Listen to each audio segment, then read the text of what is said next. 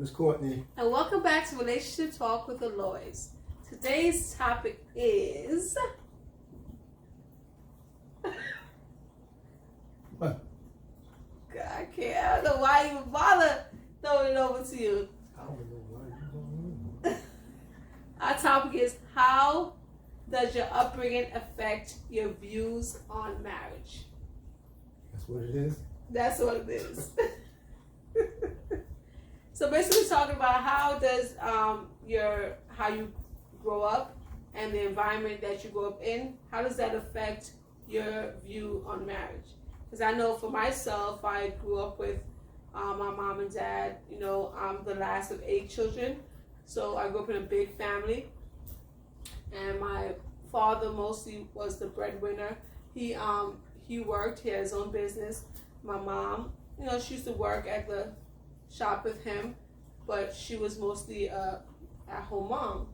And that was the upbringing that I had until she came to this country. You know, I'm Jamaican, so she came to this country and she was working here, and my father was still in Jamaica. So they had like a long distance relationship until she passed away here.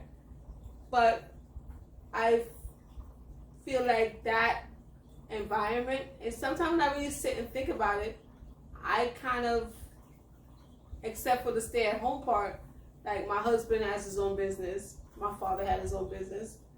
I see a lot of similarities in my dad and my husband, of how my father was a very calm person. He was always like jovial at times also, but he was very mellow and a chilled out person.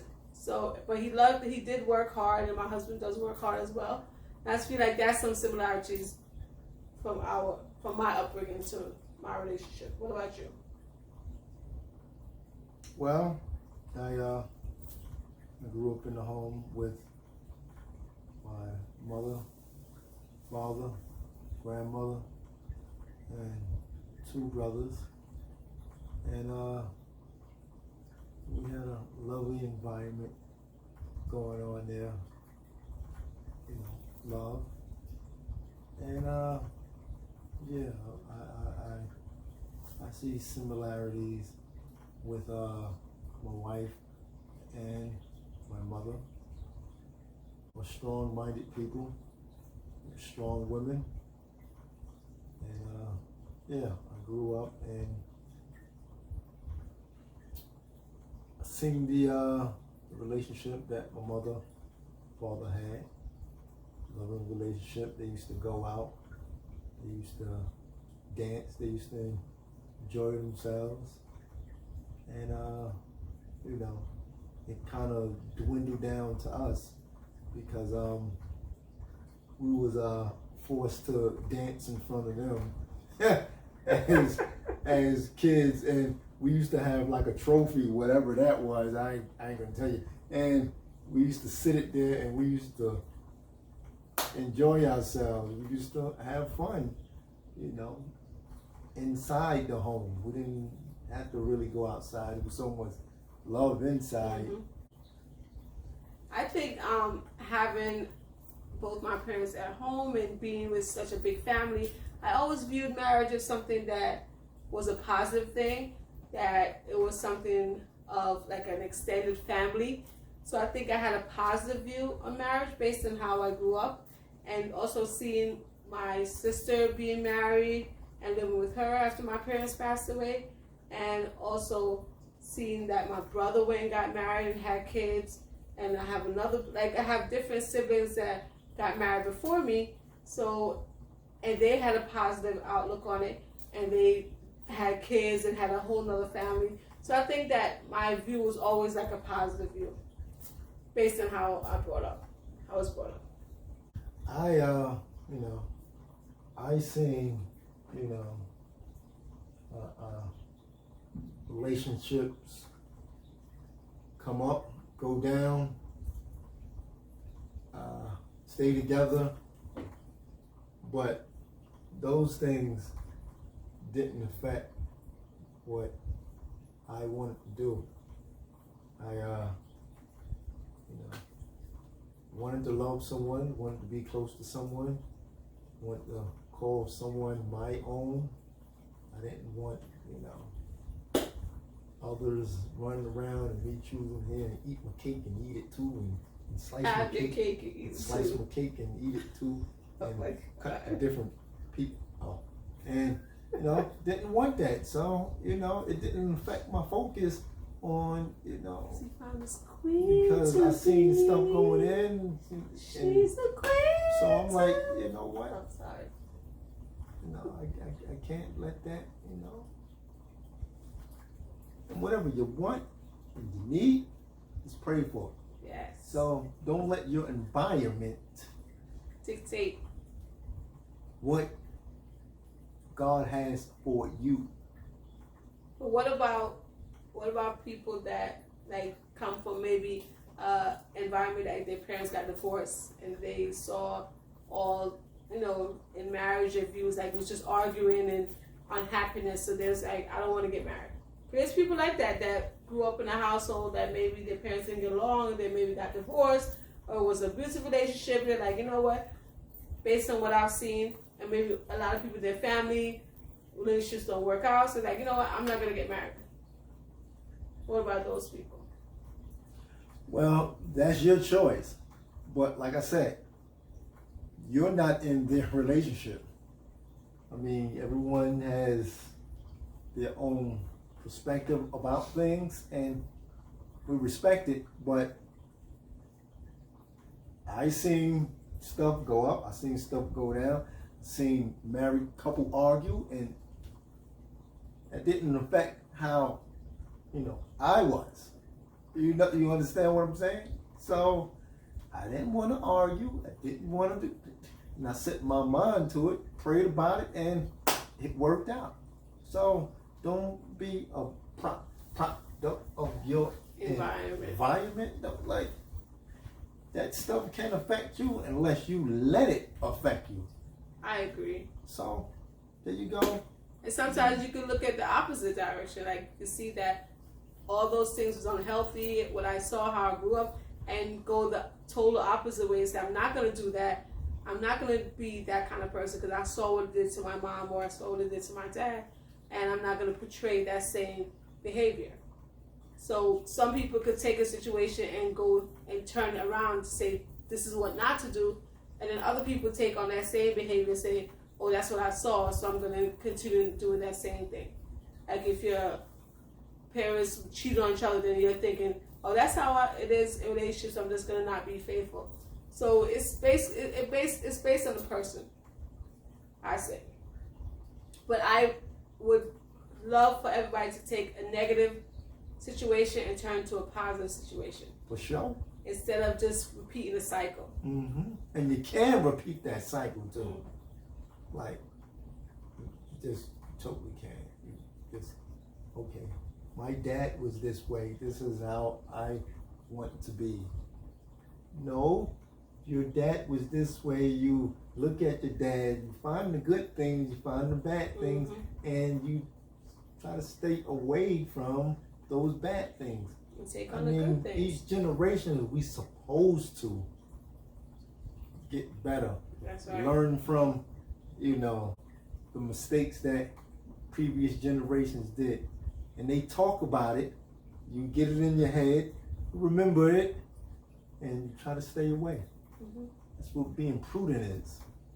And also, like, I think as parents, like, maybe you can't change what your parents' relationship was and what your experience was. As parents now, I think you need to be careful of how you portray your relationship in front of your kids, because they're watching. You might think that they're not watching, but they're watching. Because I think we were just having a conversation like this with my family, and they were saying, like, we saw how your relationship was and we saw how you treat each other, and we didn't even think about the fact that other people might be watching us, that are coming up under us in their relationship. Indeed. And we're just doing us. But because that we were, we're in a good relationship, we were kind to each other all the time, in people's presence and out of people's presence, that they could say, well, I looked at you guys' relationship and saw that it was a good relationship, and it was things that we could emulate and also use in my own relationship.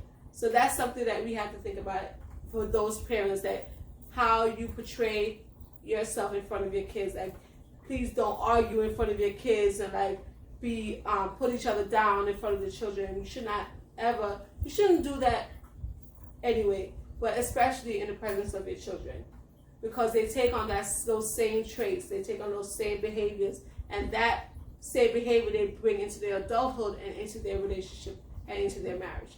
And you don't want them to repeat that same cycle. Like, you don't want your son, if you have a husband that's treating you horribly, you don't want your son to take on that same trait and treat his wife or horribly.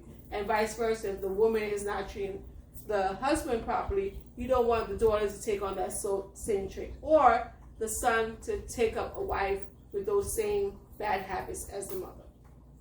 So the Bible says, train up a child in the way it should grow, that when old, they will not depart from you. So you have to train them not just in how to be a good human being in general, but also how, just showing ways of how to be a husband or how to be a wife.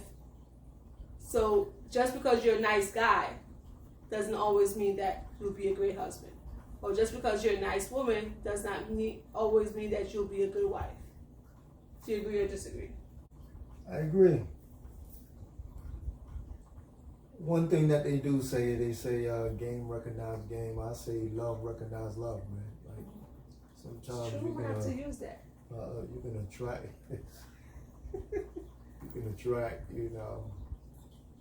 some things, and if you're a loving person, I think you're going to, attract, a loving person also. So I truly do believe that. Truly do. I agree and also disagree. I know.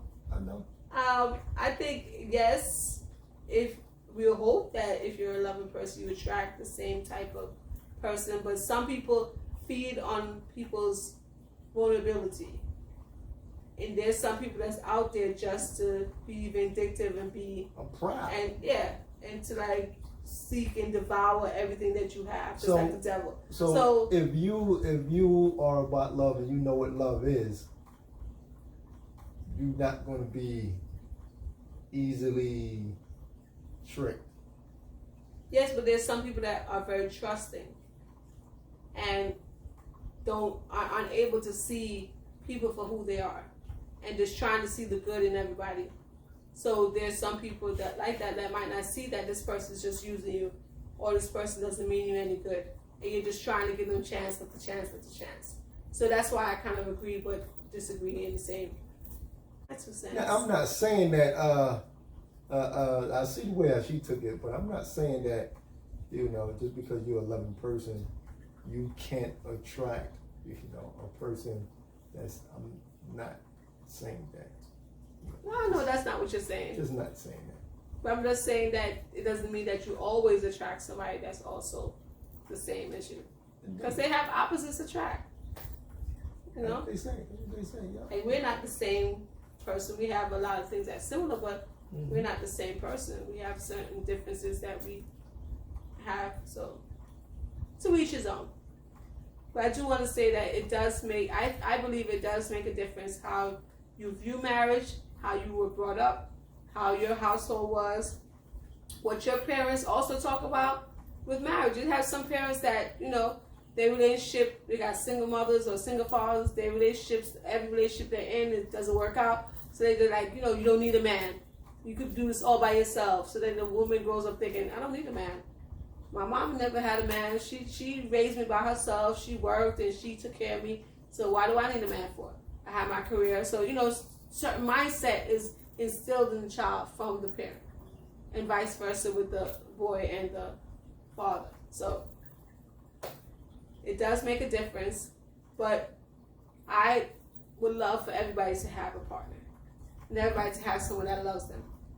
But there's some people that, just like Paul, that just want, might need to be by themselves. But if you do want to be with someone, I need you to kind of talk to that person and get to know their background and how they grew up, to see that how your views on marriage are going to be. Because if you have two different views on marriage, you're going to start already with issues. So that's one thing I would suggest as an advice, to make sure that you talk about your upbringing, talk about how each other household was. I think that's one thing that we did, like when we did our premarital counseling with our pastor, that's one thing we talked about. One thing he asked us about, like, how is your mother? Is your mother, how is she in the family? Is it like your mother is more of a dominant person in the relationship, or is your father more of a dominant person? So, that's something that we definitely talked about, each other's upbringing in our premarital counseling. That's definitely something I suggest anybody that's getting married to make sure you have premarital counseling, to have those discussions, to have those talks. Because sometimes we don't do that when we just having a relationship. But a lot of things comes out in premarital counseling that is beneficial to your marriage. So that's what we have for today for Relationship Talk with Lois. So what do you think? Do you agree with us or do you disagree with us? Does your upbringing affect or determine your view of marriage? Drop your comment below, like, comment, share, and of course subscribe. We're trying to get these numbers up, support our channel. Mm-hmm. Thank you once again. Relationship Talk with Lois. Peace. Peace. Bye, y'all.